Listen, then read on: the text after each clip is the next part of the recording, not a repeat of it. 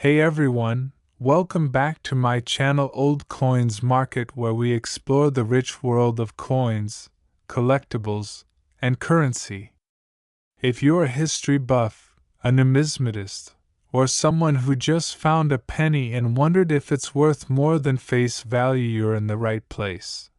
Today, we're diving deep into the 1998 Liberty 1-cent coin, one of the most common coins in your pocket, but with a history and hidden details that might just surprise you.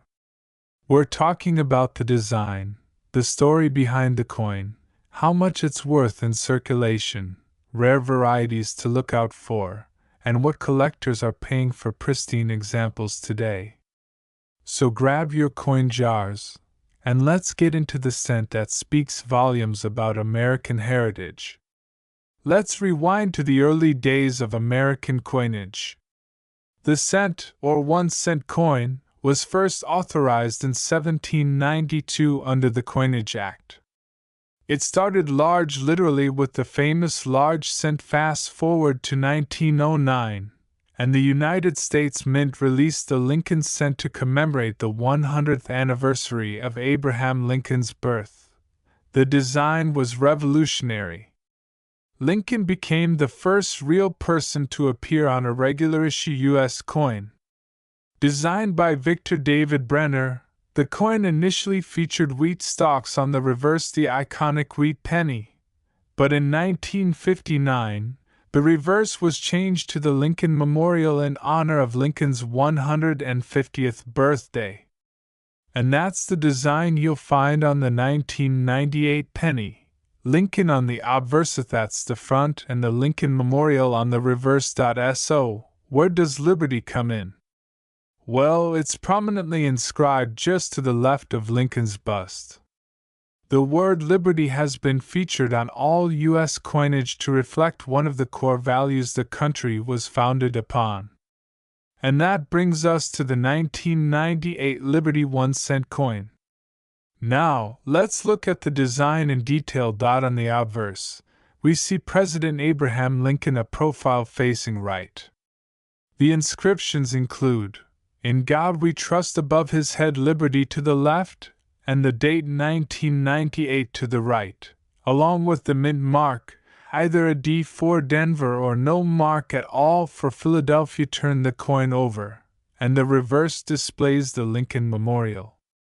If you look closely, you can even see a tiny representation of the Lincoln statue inside the memorial, a brilliant touch of detail. Above it, you'll find United States of America and E pluribus unum, Latin, 4 out of many, 1. At the bottom is the denomination, 1 cent. The reverse design was created by Frank Gasparo, the chief engraver of the U.S. Mint from 1965 to 1981. Let's talk numbers. The 1998 penny had a very high mintage, one of the reasons it's still so commonly found today. Here's how many were made.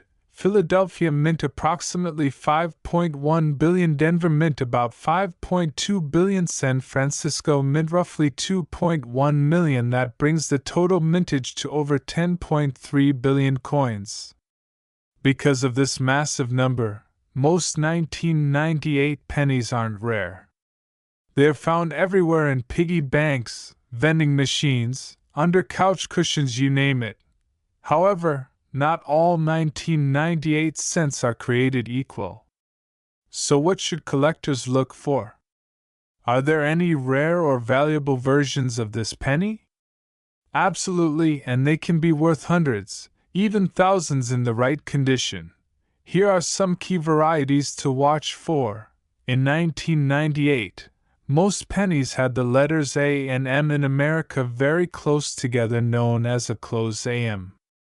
But a small number were mistakenly struck with the older wide AM design, where there's a clear space between the letters.